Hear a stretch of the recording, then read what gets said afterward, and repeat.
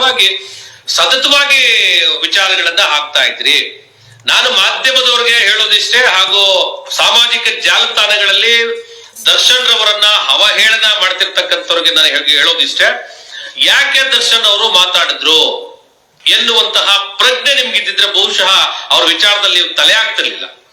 ಅದೇ ಉಮಾಪತಿ ಅವರು ದರ್ಶನ್ ವಿಚಾರವಾಗಿ ಮಾತಾಡ್ಬೋದು, ದರ್ಶನ್ ಅವ್ರಿಗೆ ಡ್ಯಾಮೇಜ್ ಆಗುವಂತ ಹೇಳಿಕೆಗಳನ್ನ ಕೊಡಬಹುದು. ಯಾಕೆ ಫೇಲ್ಯೂರ್ ಸಿನಿಮಾಗಳನ್ನ ತಗೊಂಡು ನಾನು ಕೊಟ್ಟಿದ್ದು ಅಂತ ಹೇಳೋದಿಲ್ಲ, ಸಕ್ಸಸ್ ಸಿನಿಮಾಗಳನ್ನ ತೆಗೆದುಕೊಂಡು ನಾನು ಸ್ಟೋರಿ ಮಾಡಿಕೊಟ್ಟೆ, ನಾನು ಹೆಸರನ್ನ ಕೊಟ್ರೆ ಕಾಟೇರ ನನ್ನ ಹೆಸರಲ್ಲಿ ಬಂದಿರತಕ್ಕಂಥದ್ದು ಎನ್ನುವಂತಹದ್ದನ್ನ ದರ್ಶನ್ ರವರು ಕಳಿಸಿದ್ದಾರೆ ಅಷ್ಟೇ. ಏನಿದೆ ತಗಡು ಅನ್ನುವಂಥದ್ದಲ್ಲಿ ಅಷ್ಟು ಮಹತ್ವ ಕೊಡುವಂಥದ್ದೇನಿದೆ?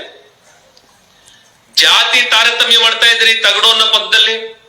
ಒಂದು ಗುಂಪು ದರ್ಶನ್ ಅವರು ಒಂದು ಜಾತಿಯನ್ನ ಗುರಿಯಾಗಿಸ್ಕೊಂಡು ಮಾತಾಡಿದ್ರು ಅಂತ ಹೇಳ್ತೀರಿ, ಇನ್ನೊಂದು ಗುಂಪು ರಾಜಕೀಯವಾಗಿ ತಿರುಗಿಸುವಂತ ಪ್ರಯತ್ನಗಳನ್ನು ಮಾಡ್ತಾ ಇದ್ರಿ. ಯಾಕೆ ಹಾಗಾದ್ರೆ ವೈಯಕ್ತಿಕವಾಗಿ ಅವ್ರೇನು ಮಾತಾಡ್ಲೇಬಾರ್ದಾ? ಒಬ್ಬ ಸೆಲೆಬ್ರಿಟಿ ಆದ ಕ್ಷಣಕ್ಕೆ ನೀವು ಹೇಳ್ದಂಗೆ ಕೇಳ್ಕೊಂಡು ನೀವ್ ಹೇಳ್ ಮಾಡಿದ್ರು ಮಾಡಿಸ್ಬೋದಾ? ಇದೇ ಮಾಧ್ಯಮದವರು ದರ್ಶನ್ ಅವರ ವಿಚಾರವಾಗಿ ಅವರ ವಿರುದ್ಧವಾಗಿ ಎಷ್ಟು ಹೇಳಿಕೆಗಳನ್ನ ಕೊಟ್ರಿ. ಇವತ್ತೇಕೆ ಬೆಳಗಿನ ಸಂಜೆವರೆಗೂ ದರ್ಶನ್ ಅವರು ಹಂಗಂದ್ರು, ದರ್ಶನ್ ಅವರು ಹಿಂಗಂದ್ರು, ಉಮಾಪತಿ ಅವರನ್ನ ತೇಜೋವಧೆ ಮಾಡಿದ್ರು. ಇಂದಿನ ಕಾಲಘಟ್ಟದಲ್ಲಿ ನಿರ್ದೇಶಕರನ್ನ ದೇವರು ಅನ್ನುವಂತ ಮಹಾಭಾವ ಇತ್ತು, ಅನ್ನದಾತ ಅನ್ನುವ ಮನೋಭಾವ ಇತ್ತು ಅಂತ ಹೇಳ್ತಿರಲ್ಲ. ಆ ಕಾಲಘಟ್ಟನೇ ಬೇರೆ, ಈಗಿನ ಕಾಲಘಟ್ಟವೇ ಬೇರೆ. ಆ ಕಾಲಘಟ್ಟದಲ್ಲಿ ಒಬ್ಬ ಹೀರೋನನ್ನ ನಿರ್ದೇಶಕರು ಪೂಜನೀಯ ಭಾವನೆಯಿಂದ ನೋಡ್ತಾ ಇದ್ರು. ಯಾಕೆ ಆ ತರ ಕಾಲಘಟ್ಟದ ಸಿನಿಮಾಗಳನ್ನ ನೀವು 100 ದಿನ 200 ದಿನ ಓಡಿಸ್ತಾ ಇಲ್ಲ? ಕಮರ್ಷಿಯಲ್ಗೆ ಯಾಕೆ ಚಿತ್ರಗಳನ್ನು ಮಾಡ್ತಾ ಇದ್ರಿ? ಯಾಕೆ ಅದನ್ನೆಲ್ಲ ಕೇಳೋದಿಲ್ಲ ಜನಗಳು? ಯಾಕೆ ಮಾಧ್ಯಮದವರು ಪ್ರಶ್ನೆ ಮಾಡೋದಿಲ್ಲ?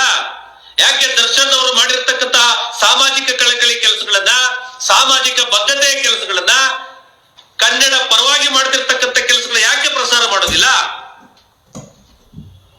ತಮಿಳು ಚಿತ್ರರಂಗದ ಹಿಂದೆ ಹೋದಂತ ನಟನನ್ನ ಬೆಂಬಲಿಸ್ತೀರಿ. ಕನ್ನಡ